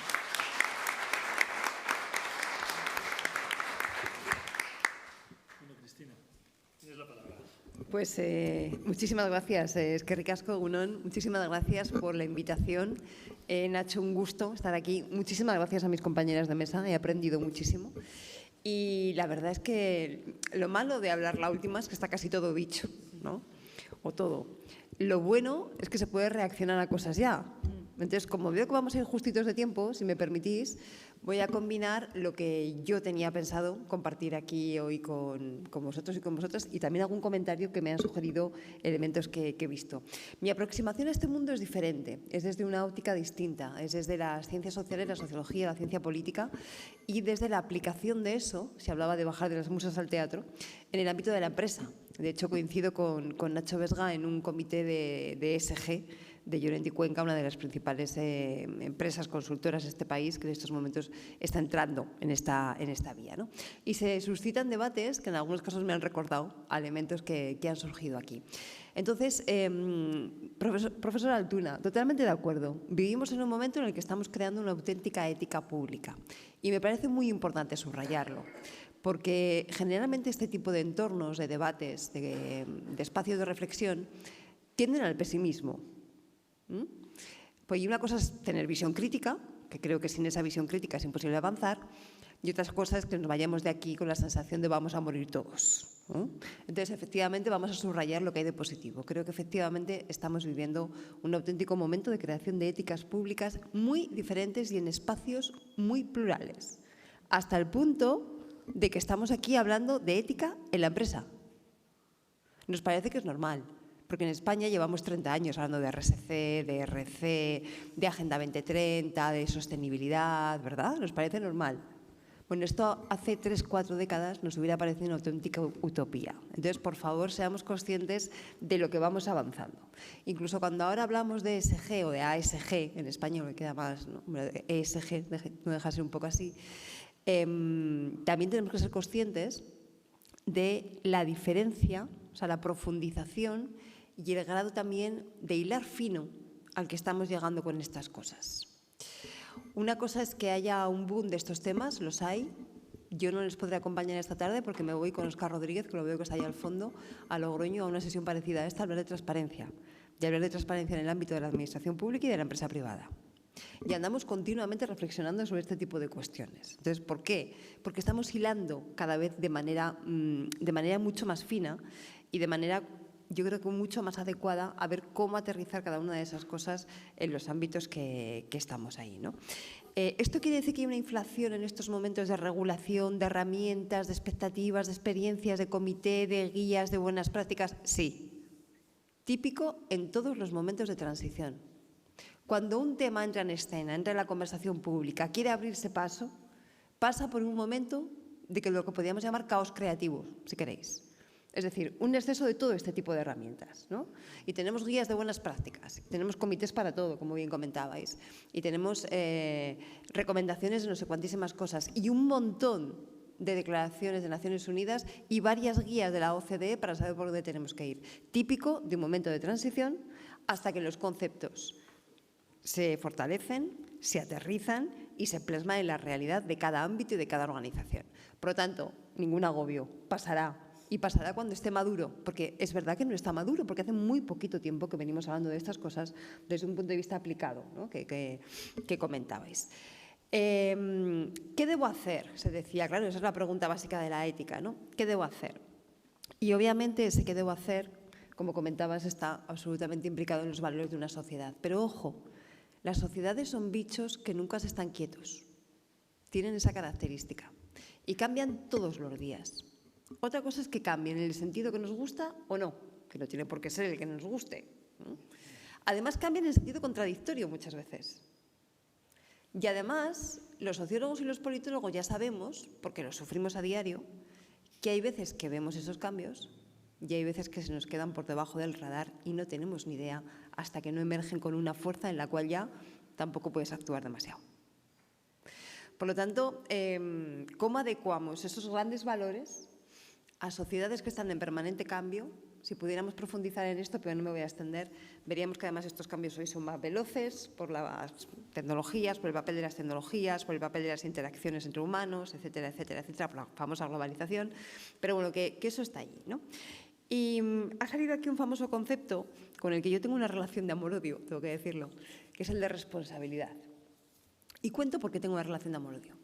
Yo me dedico sobre todo a cuestiones ambientales, a temas que tienen que ver con la calidad de la democracia y la transición ecológica, en los que, sobre todo estos últimos, en los que durante décadas nos hemos equivocado profundamente, poniendo en la responsabilidad del individuo la parte fundamental de un cambio profundo y de un cambio sistémico como es el que requiere la transición ecológica. ¿Eso quiere decir que a las personas no hay que pedirle responsabilidad? En absoluto. Parto de que hay que pedirla. Pero de allí a culpabilizar, a veces la línea es muy fina, muy fina, muy fina, y la pasamos sin darnos cuenta.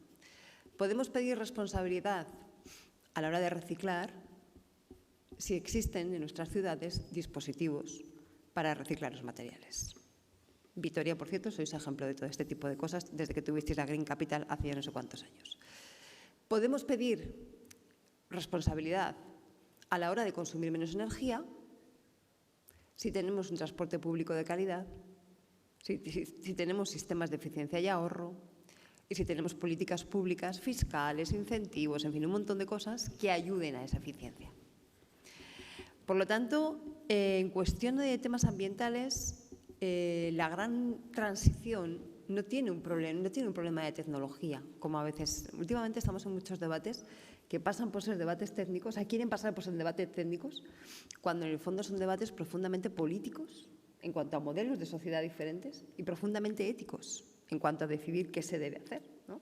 Pero lo revestimos de cuestiones técnicas. La transición ecológica no es un problema tecnológico. Un amigo mío que dirige un centro de investigación, Chechu lo conoce bien, Carlos Matáis, en la Politécnica de Madrid, siempre dice: tenemos tecnología por encima de nuestras posibilidades. No es un problema tecnológico, ni de inversión, que ahora mismo tenemos mucho dinero para esto.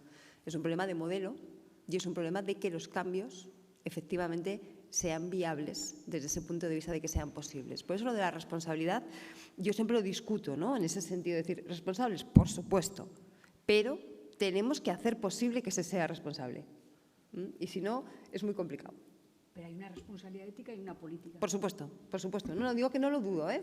Lo que pasa es que siempre digo que tengo una relación de amor-odio porque vengo de un mundo en el que hemos echado demasiado, hemos puesto mucho el énfasis en la parte de responsabilidad individual y creo que nos hemos equivocado. Por lo tanto, me gusta llamar la atención siempre con ese equilibrio, ¿no? Entre la parte individual y la parte digamos, política y colectiva, ¿no? Centrándonos en el ámbito de las empresas, voy a ser breve porque veo que vamos fatal de tiempo, ¿vale?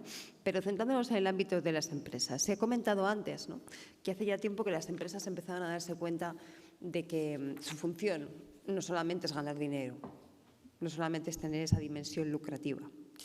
Yo diría, efectivamente, no solamente es ganar dinero a corto. La visión de la empresa es ganar dinero a largo. Y si quiere ganar dinero a largo, sabe que tiene que hacer lo que esté en su mano y que le interesará mucho operar en una empresa sana. Y aquí es donde yo marco lo que yo entiendo del mundo ESG y de la parte de la ética aplicada a la empresa. ¿Qué quiere decir todo esto? Lo vimos en la pandemia. Yo recuerdo perfectamente un reportaje de Movistar durante la pandemia, que esta frase no es mía, esta frase es del señor Pañete, presidente de Telefónica, que en una entrevista en profundidad de las que hacía Gabilondo, en un momento determinado dice: lo que estamos viviendo en esta pandemia fue al principio, fue en marzo, abril del 20, una cosa así. No, abril-mayo del 20, eso es. Lo que estamos viviendo en esta pandemia es la constatación de que en una sociedad enferma, las empresas se enferman y tienen más posibilidades de morir. La pandemia fue un momento de enfermedad social, donde muchas empresas lo pasaron muy mal y muchas murieron. Y en una sociedad sana, las empresas tienen más posibilidad de hacer negocio y de sobrevivir. ¿Y qué es una empresa sana? ¿Y qué es una sociedad sana? ¿Y qué es una sociedad enferma? ¿La que está en pandemia? No, eso es una parte. Pero una sociedad sana es una sociedad más igualitaria. Una sociedad enferma es una sociedad desigual. Estos días, con los debates sobre los impuestos, más allá de lo que cada cual piensa de la política fiscal, si la clave para que una empresa se instaure en un territorio es que no se pague impuestos, estarían todas en Surinam, que es el país del mundo donde menos fiscalidad para las empresas. ¿Habéis visto algún movimiento de empresas a Surinam? ¿A qué no? O sea, una empresa necesita, para hacer negocio, estar operando en una sociedad sana. Y una sociedad sana, efectivamente, es una sociedad más igualitaria. Y una sociedad sana es una sociedad que está inserta en un medio ambiente más adecuado y más cuidado. Este año en España, el 35% de pérdida de las cosechas de cereal debido a las altas temperaturas. En torno al 45% del sector del turismo se calcula que se puede venir abajo en la próxima década debido al incremento de olas de calor en verano. Y si queréis luego en el debate sacamos más datos, pero creo que sea tan evidente que hace falta decirlo poco. Las empresas que quieran seguir operando en esas sociedades tienen que ser las primeras interesadas en que esa sociedad sea lo más sana posible, porque le van el negocio. Y hay empresas que lo han entendido y a veces nos ha costado darnos cuenta. Hace 15 años que las empresas aseguradoras de salud, los seguros de salud, todos cada uno que piense en quien quiera, para no hacer publicidad a nadie, empezaron a financiar programas de medio ambiente. ¿Era greenwashing? Pues en algunos casos sería greenwashing. Pero es que esas empresas habían entendido perfectamente que los problemas ambientales les iban directamente a la cuenta de resultados. Por ejemplo, en enfermedades cardíacas y respiratorias en personas que viven en grandes ciudades. Por ejemplo. O, por ejemplo, en enfermedades asociadas a las altísimas temperaturas. Por ejemplo. Entonces, a una empresa que se dedica a hacer seguros de salud, la emergencia climática le va directamente a la cuenta de resultados. Coca-Cola, y digo este ejemplo porque estuve trabajando yo ahí con ellos asesorándoles. En un momento determinado, Coca-Cola Internacional decide que tiene que devolver a la naturaleza el mismo agua que le está extrayendo. ¿Por qué? Pues porque quiere seguir haciendo Coca-Colas. Es así de sencillo. ¿Y qué hace? Pues pone en marcha una serie de programas y de medidas para hacer el replenish, que se llama, bueno, el recuperar agua en los acuíferos, recargar acuíferos, etc. No entro a valorar el programa, si queréis luego eso en el debate lo hacemos. Pero Coca-Cola entiende que es que necesita tener acuíferos para poder seguir sacando agua y hacer Coca-Colas, porque si no se acabó la Coca-Cola y se acabó el negocio de la Coca-Cola.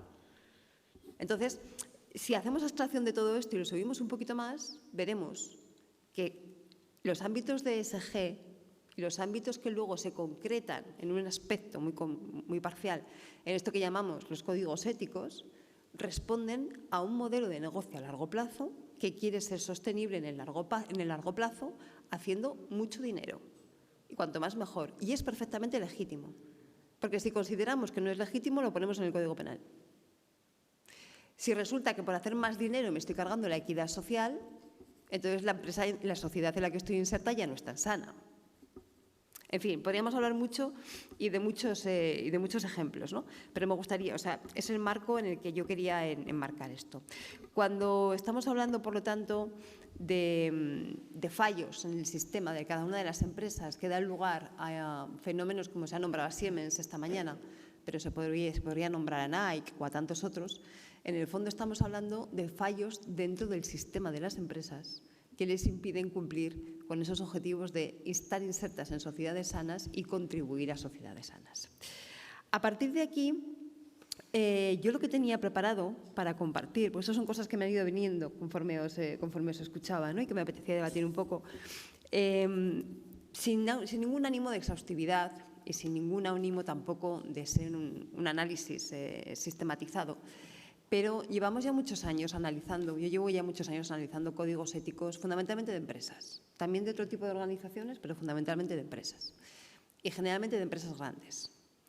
Y viendo la evolución que ha habido desde códigos éticos por un lado, cuestionarios como CDP de cumplimiento de criterios ambientales en cuanto a emisiones de CO2, pasando después por políticas de cumplimiento de la Agenda 2030, incluso dentro del movimiento B Corp. No sé si se conoce por aquí el movimiento B Corp. El movimiento B Corp es un movimiento internacional que dice que no quieren ser las mejores empresas del mundo, sino las mejores empresas para el mundo. Entonces, se obligan para ser B Corp, que es un sello, es un movimiento, se obligan a modificar sus estatutos de tal manera que quede por escrito el objetivo social que tiene su empresa. El negocio de su empresa tiene que ser el dar una respuesta a un objetivo social o ambiental. Generalmente está pensado para empresas grandes y tiene un sistema de check-in, nuevamente de check-in, ¿no? Pero tiene un sistema de testeo bastante exigente, si quieren luego les cuento más. Pero bueno, después de todo esto, ¿no? Después de analizar todo esto, que además estoy segura que aquí hay muchísima experiencia en estos ámbitos, a mí se me ocurrió, hablando con Nacho y preparando esto, se me ocurrió plantear una especie de decálogo de lo que son para mí las lecciones aprendidas que yo he obtenido en estas experiencias de chequeo de códigos de conducta, de códigos éticos y de cómo hacer que las empresas hagan su negocio bien, que es tanto como decir que las empresas puedan seguir haciendo su negocio, básicamente, ¿no? Entonces, yo voy a plantear 10 elementos que podemos discutir, debatir o plantear enmiendas a la totalidad, ¿no? Con el tiempo que tengamos, ¿no? Creo que no descubro nada nuevo si digo que cualquier código ético o cualquier estrategia de ética en una empresa tiene que ir desde arriba, creando cultura, imprimiendo cultura. Y me vais a decir, ¿cómo que desde arriba? Pero no importa que venga desde abajo, no, es que no es contradictorio. Y ese es el segundo elemento. El segundo elemento es que todo este tipo de políticas tienen que partir de dinámicas, como bien decíais, de deliberación, de participación, en la que la ética de la empresa o de la organización en general esté claro que permea al conjunto de la organización. Ahora bien, sin liderazgo desde arriba, esto es muy difícil que funcione. Por lo tanto, al final son dos cosas, Es de arriba para abajo, poniendo liderazgo y sabiendo cuál es la cultura de la empresa, de la organización, y por otro lado, que ese mismo liderazgo incorpore pautas de deliberación para que la empresa permee y haga suyo ese marco, porque ese es el marco de valores y de principios en el que se supone que la organización se va a mover. Por lo tanto, no solamente no es contradictorio, sino que son complementarios. Liderazgo y señales culturales desde arriba para fomentar procesos y movimientos de deliberación y de participación para acabar de construir ese marco ético y ese marco de valores de la empresa. Tercero, se ha dicho ya por aquí, no voy a insistir, más allá de la ley. Por favor, yo estoy harta de ver en memorias de sostenibilidad, en códigos éticos, en códigos de conducta, en todo, cuestiones que es el mero cumplimiento de la ley. No, la ley hay que cumplirla. Y si no se cumple, pues tendrá sus consecuencias como sea, ¿no? Pero si no entendemos esto, es que no entendemos muy bien de qué estamos hablando, ¿no? Cuarto, hay quien peca de quedarse en el ámbito macro y hace marcos de ética y marcos de integridad, y hay quien peca de ir directamente y solamente a las herramientas, sin tener mayor coherencia en sí misma. Pues volvemos a lo mismo, necesitamos un marco de integridad, un marco ético, y luego necesitamos también herramientas que ayuden a implementarlo. Una cosa sin la otra no funciona. O sea, no vale quedarse solamente en el marco, porque luego ¿qué haces con esto? Y no vale tampoco plantear herramientas que no respondan a una lógica y a una visión estratégica dentro de un marco. Por lo tanto, nuevamente, es una aparente contradicción, para nada, es una dualidad, pero tiene que estar ahí, ¿no? Yo sí que creo que esto tiene que ir asociado a un régimen de sanciones. Y se pueden discutir cuáles son el tipo de sanciones, no tienen por qué ser las clásicas, hay muchos elementos, pero si no se cumple y no pasa nada, no deja de ser una guía, una recomendación más, que sabemos que su alcance y su eficacia está muy limitada. Otra cosa es que se hace después con eso y cómo se garantiza que ese régimen de sanciones es justo, es proporcional, es adecuado, ha tenido su procedimiento, de acuerdo. Pero es que si no, empezamos a incorporar las cuestiones de ética, las cuestiones de integridad en ese ámbito que le llamamos soft y que honestamente en nuestro cerebro significa que tampoco importa demasiado. Porque lo que importa tiene castigo.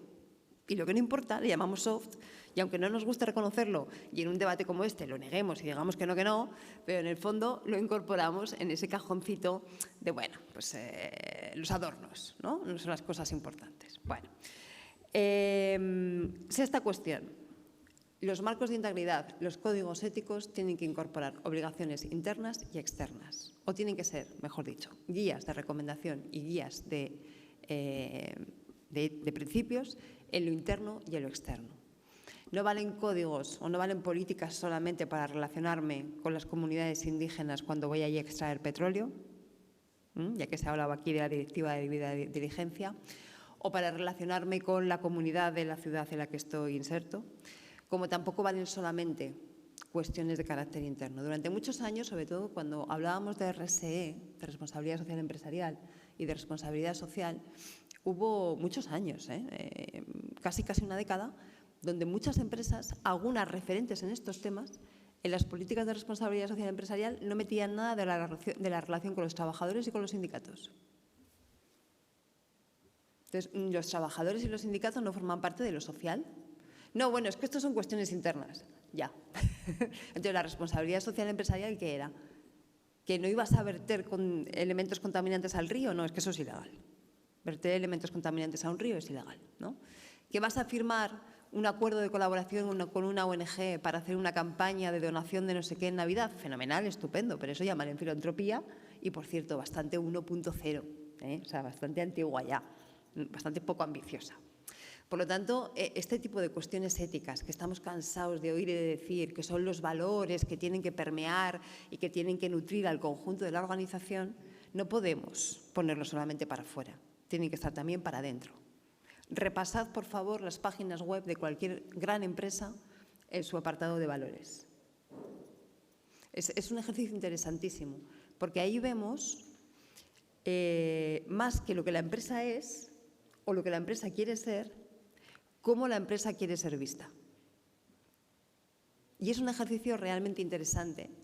No hace falta hacer nada sistemático, se ve enseguida. Este fin de semana, si tienen un rato, se pasean por unas cuantas páginas web de las grandes empresas, cada cual el sector que le genere mayor inquietud, y vamos a ver con qué valores se definen. Porque eso es la manera como ellas quieren ser vistas. Si luego, por ejemplo, van a contrastar esos valores con cuestiones internos, que tiene que ver mucho con las políticas salariales, con la relación con los trabajadores en general, con los procesos de toma de decisiones dentro de la empresa, y ahí hablaríamos de la parte de gobernanza. Generalmente esos valores no sabes cómo casan con lo otro. Y se ve clarísimamente. Por eso también a veces hablamos de greenwashing en los temas verdes o de social washing. Ahora ya se ha acuñado un término que me hizo mucha gracia al oír otro día, que es el de ODS washing, ¿no? O sea, gente que dice que cumple la Agenda 2030, que es mentira, que es maquillaje, pero que en vez de decir RSE, pues ahora dice que somos Agenda 2030, ¿no? Esos elementos de maquillaje yo me canso de decirlo desde los tiempos de la RSE. Yo me maquillo todos los días a las 7 de la mañana. Además me gusta mucho maquillarme. Cuando llego a comer a las 2 de la tarde me queda muy poquito. Y cuando llego para mi casa a las 8 de la noche no me queda nada del maquillaje. El maquillaje es temporal, se cae. Y queda fatal porque se ve muchísimo. Por mucho que te vayas retocando a lo largo del día. Entonces se ve a la mínima.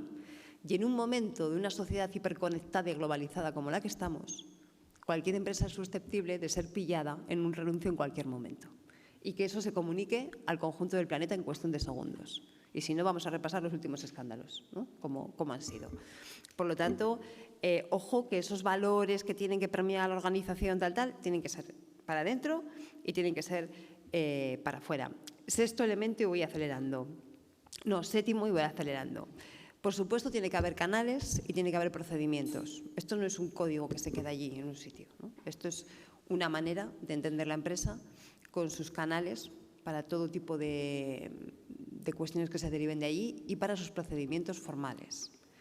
La verdad es que a mí todavía me duele el alma cuando veo lo que nos está costando en España hacer la transposición de la Directiva de Alertadores de casos de corrupción y de la forma tan incompleta que se está haciendo todavía. Desde Más Democracia, de hecho, hemos estado trabajando en esto últimamente con una propuesta lanzada para una transposición efectiva, más rigurosa y más ambiciosa de estos temas.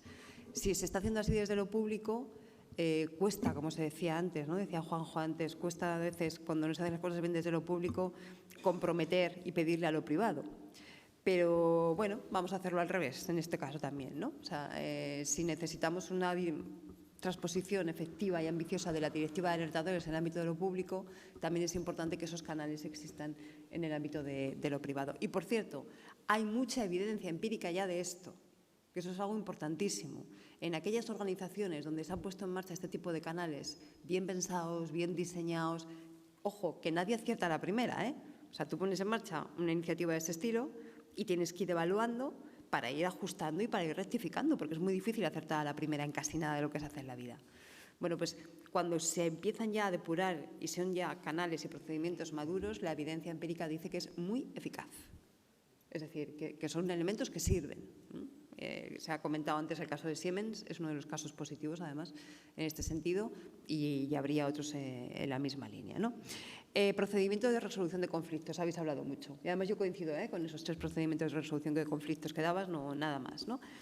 La política de ética incorpora los 3 elementos habitualmente. Incorpora auditoría, incorpora comité, incorpora código ético.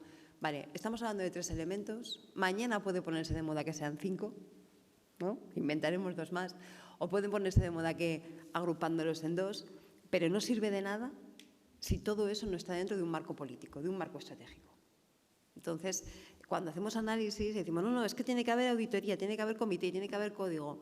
Bueno, pues tiene que haber esas 3 cosas, o 2, o 1, o 28. Pero lo importante es que esos elementos sean coherentes en un marco de una política. Por lo tanto, yo no me fijo tanto en los 3 elementos, que es verdad que son referencia, que es como un mínimo, ¿no? Sino el hecho de que tengan algo que decir en sí mismo. Y finalmente, por acabar ya con el decálogo, sin olvidar el fin último, ¿no?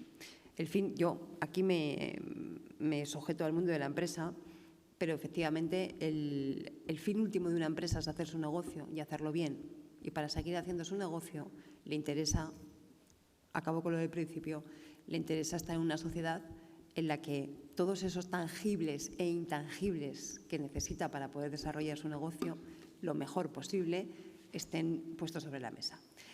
Algunos podrá incidir en ellos, otros tendrá que respetarlos simplemente y otros podrá ser responsable de que se cumplan o de que no se cumplan. Por lo tanto, el papel y el papel como actor social y político de la empresa, que es algo que venimos hablando hace muchos años ya, cada vez va cogiendo mayor relevancia. Lo dejo aquí, que me he extendido. Gracias.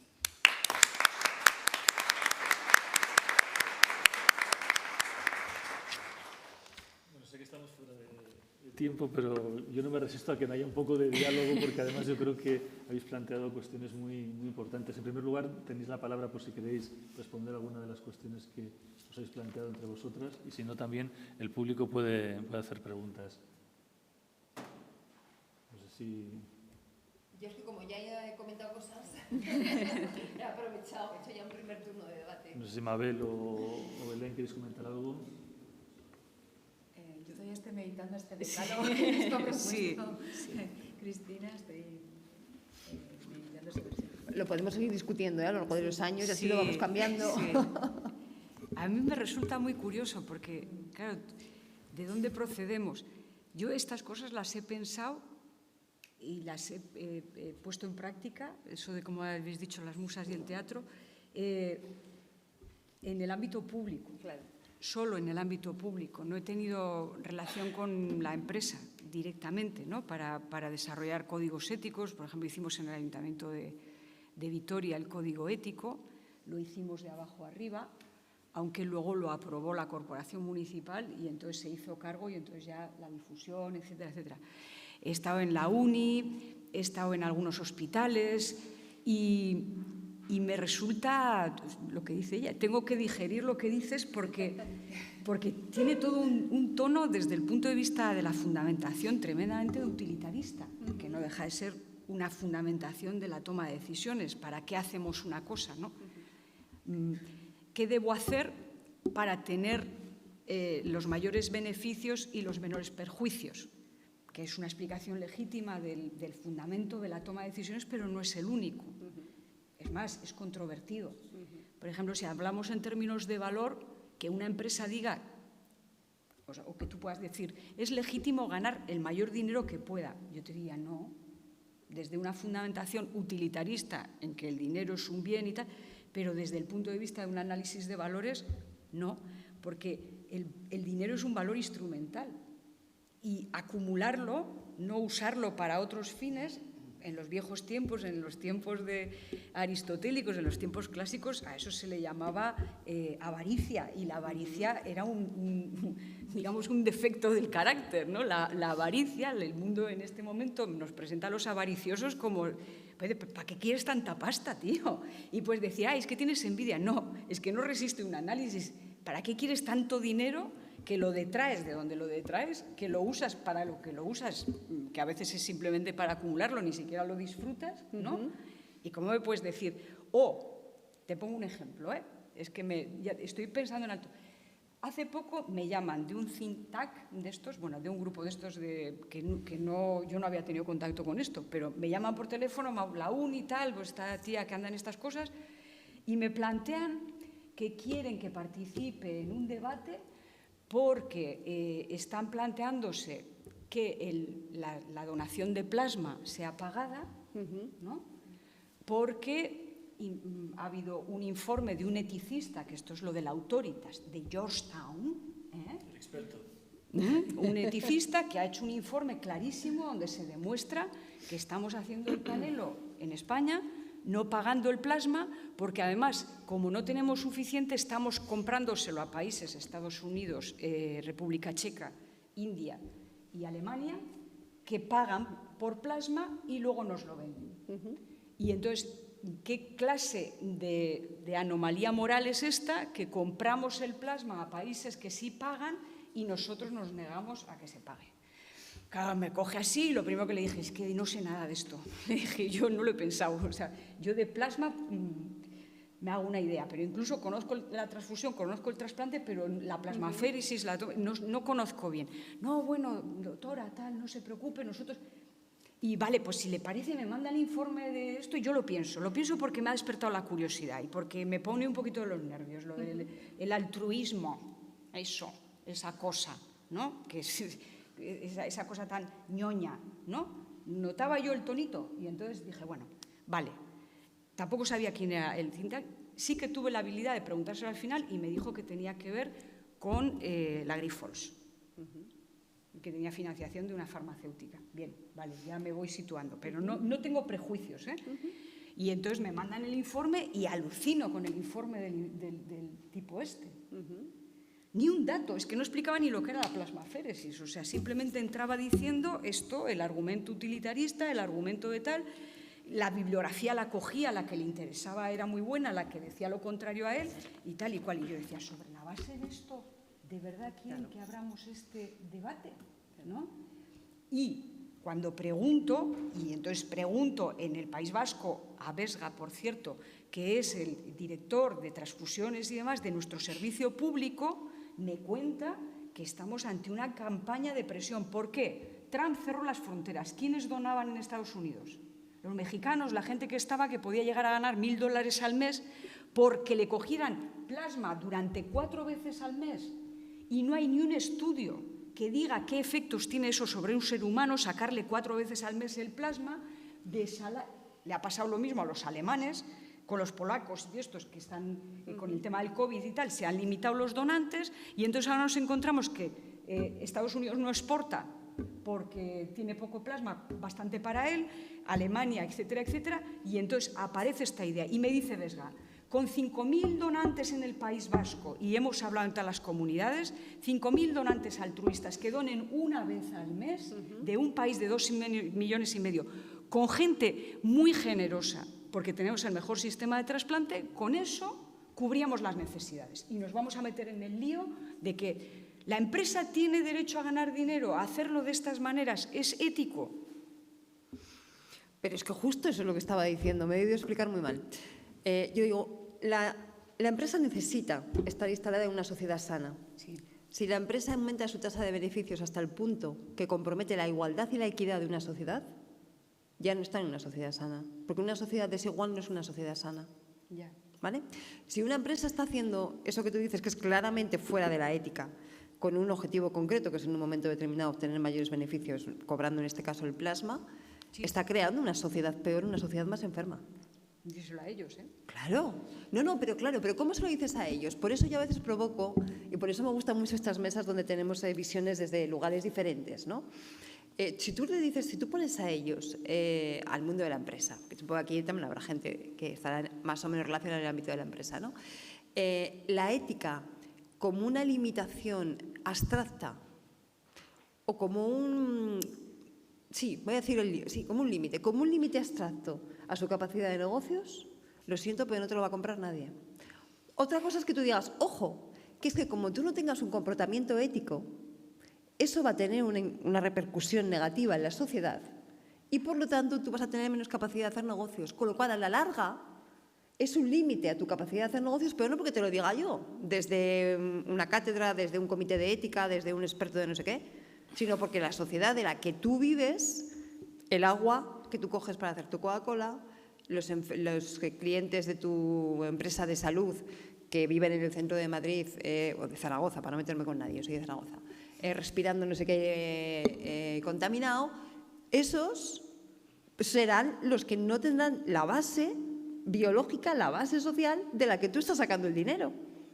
O sea, si tú no tienes un comportamiento ético, estás mordiendo la mano de quien te da de comer. Ese es, para el final, la manera en que las empresas, yo creo que tienen que entender y que tienen que situar sus estrategias de transparencia, de integridad y de ética, ¿no? Las tres cosas. Entendiendo que ellas forman parte de una sociedad, que están insertas en una sociedad. Normalmente la RSC decía, las empresas tienen que entender que lo que ellas hacen incide en la sociedad. Y yo digo, sí, eso es una cara de la moneda. Perfecto. Vamos a darle la vuelta. Las empresas tienen que entender que su capacidad de producir y de hacer negocio depende de la calidad de esa sociedad. O sea, no solamente lo que puedan incidir en ellas, lo que la empresa puede incidir en la sociedad, impactar, ¿de acuerdo? Es que en la medida en que la sociedad esté más sana, y por sana entiendo todo eso, y podríamos debatir un día qué significa una sociedad sana o una sociedad enferma, que me parece que es un símil muy interesante, ¿no? En la medida en que esa sociedad esté sana, esa empresa podrá hacer mejor negocio. Ojo, yo entiendo siempre el negocio en el ámbito de lo legítimo, ¿eh? Lo ilegítimo es delito y eso ya lo dejamos fuera, obviamente. Pero justamente es eso. Es decir, si es que como no hagas eso, como no te comportes de acuerdo a una serie de valores y de criterios éticos, estás mordiendo la mano que te da de comer, estás matando la gallina de los huevos de oro, que es la sociedad de la que tú extraes el valor para generar tu negocio. En el mundo ambiental se ve muy claro. Belén, pero te lo planteo Cristina, perdón, te lo planteo de otra manera. Yo no digo entre el mal y el bien. O sea, una empresa que contamina las aguas del sitio, es que está actuando mal, que lo que dices, que caiga todo el peso de la ley sobre el castigo público, etc. Pero cuando hay un conflicto de valores, cuando no hablamos entre el bien y el mal, sino entre un valor y un disvalor, entre la honradez y la deshonradez, o como se diga, está claro, y el juicio es así. Pero si el conflicto está entre dos valores que una sociedad considera muy valiosa, como pasa en este momento, la riqueza, ¿no? Versus el altruismo. Cuando entra en colisión, ¿cómo resuelve la empresa? Mi idea era que cuando busca un código ético, cuando dice los valores de esta empresa son estos, lo que está diciendo es buscaré soluciones que intenten preservar todos estos valores. Claro. Que sé que a veces no lo voy a conseguir y por eso necesito un comité de ética o necesito una declaración de valores. Porque si estoy metida en la industria agropecuaria, no me interesan los valores tecnológicos, no. Déjame que te cuente un ejemplo concreto porque lo viví, no voy a dar nombres esta vez porque sería imprudente por mi parte y no sé si incluso ilegal. Pero bueno, pues una empresa muy importante dedicada al sector de la alimentación, en un momento determinado se ve ante la disyuntiva de que empieza a haber una sensibilidad social muy importante con el azúcar, con el exceso del azúcar en algunos de sus productos, en concreto en su producto estrella. Y empieza a haber efectivamente informes médicos que dicen, ojo, que eso es una barbaridad, sensibilidad social, preocupación por estos temas, pero es que es mi producto estrella, yo soy esto. Y además es que es esto, ¿no? Si yo hago caso a esto, a estas críticas, probablemente tengo que cerrar. Bueno, pues después de años de debates, de poner en la balanza valores, al final se consiguió modificar el producto lo suficiente, de manera que se ha eliminado el conflicto del azúcar, porque no existe ya. Estoy dando muchas pistas. Bueno, pero es igual, porque no existe ya y en esos momentos ese producto es ahora mismo lo más vendido de su portfolio. Tuvieron que echarle imaginación, ¿a que sí? No, primero tuvieron que tomar la decisión de que no iban a ser ajenos a la sensibilidad social y al problema que había con el azúcar, y segundo, tuvieron que invertir pasta en investigación para hacer eso posible. Porque al principio una de las cuestiones que se ponía encima de la mesa es: esto no es posible. Bueno, vamos a ver si es posible o no es posible. Y no salió a la primera, no se solucionó en 6 meses. Y tuvieron que invertir mucho dinero. Sí. Todavía 2 minutos solo, porque ya sé que es tardísimo. Te compro gran parte del argumento, porque reconozco que es un buen argumento para, digamos, engatusar o seducir, no engatusar en el mal sentido, seducir a las empresas para que se suban a este carro, ¿no? La idea, tal vez a corto plazo tengáis alguna pérdida o, en fin, no sea muy rentable en tomar medidas éticas, digamos, más allá de las meramente legalistas, pero a largo plazo ganaréis, por supuesto, en fiabilidad, en confianza social, y os será rentable a largo plazo, pensar más a largo plazo, ese consejo, ¿no? Seguramente en muchos casos es verdad, sin duda es verdad en muchos casos, pero en otros seguramente no. En otros es verdad que tomar algunas medidas éticas en cuanto a la forma en que tratamos a los trabajadores, en la forma, las restricciones medioambientales que tomamos, cómo en serio nos tomamos el problema medioambiental, etcétera. Es verdad que muchas restricciones pueden ser contrarios a la rentabilidad cercana, media y tal vez a largo plazo, ¿no? Entonces, entiendo que este argumento es bueno, sobre todo para atraer, pero no siempre. No creo que siempre sea cierto, realmente. Y otra cosa, cuando has dicho que tienes esa relación amor-odio con el concepto de responsabilidad, claro, porque lo has entendido en primera instancia y tal vez la mayoría de la gente lo entienda en primera instancia como responsabilidad personal, individual.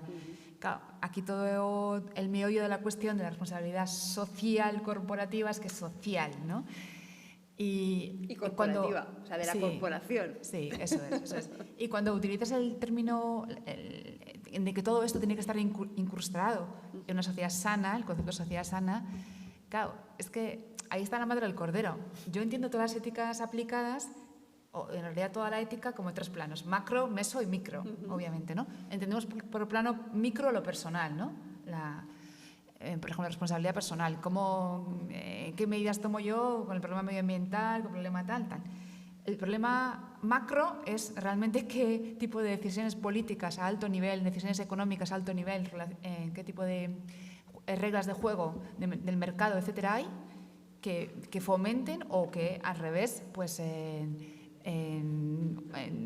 obstaculen, pongan obstáculos para este avance ético, ¿no? Y el nivel meso, que es el de casi todas las éticas aplicadas, y desde luego la ética de la empresa, de las organizaciones, de cada organización, es un nivel medio, porque ni es individual exactamente, ni es ese macro qué grandes medidas políticas, económicas o reglas de juego hay para estimular o contraestimular un tipo de actuación, ¿no? Entonces, claro que que juega constantemente con eso. Por eso es fascinante ver la interconexión entre la ética de la empresa con la ética del consumo de todos que somos usuarios y consumidores, y cómo se interconecta con ambas cosas y cómo tiene que ver con la ética económica en general, ¿no? Y ese juego entre los 3 niveles, micro, meso, macro, creo que es fascinante. Y cómo el concepto de responsabilidad, de la manera ampliada en la que estamos utilizando en el último siglo más o menos, se corresponde a los 3 niveles, ¿no? Y a la integración de los 3 niveles. Entonces, claro, son muchas cosas y sé que es muy tarde. Muy breve, muy breve. Sí, ese concepto de responsabilidad te lo entendía así, pero quería explicitar que esto es así, porque si no nos asociamos la responsabilidad a lo individual. De hecho, es que es una coletilla. La responsabilidad individual de cada uno de hacer no sé qué, de reciclar. Bueno, no. O sea, yo tengo responsabilidad de reciclar, pero tú tienes responsabilidad de ponerme la infraestructura para que pueda hacerlo, ¿no? Hay corporaciones que en estos momentos que tienen mucho más poder que muchos estados. Entonces, el meso y el macro en estos términos yo creo que es vidrioso. Hay veces que no está claro, ¿no? De hecho, yo en muchos de los ejemplos que he estado hablando de hipermega empresas, que por cierto tienen también una responsabilidad en ayudar a las empresas solamente grandes, no mega, sino solamente grandes, y por supuesto a las pymes, a hacer suyo también este tipo de cuestiones de ética. O sea, todos los temas de responsabilidad social de ESG en las grandes empresas son más fáciles, obviamente, y muchas veces se nos olvida pedirles que también pueden y deben ayudar a las otras empresas a cumplir con lo propio.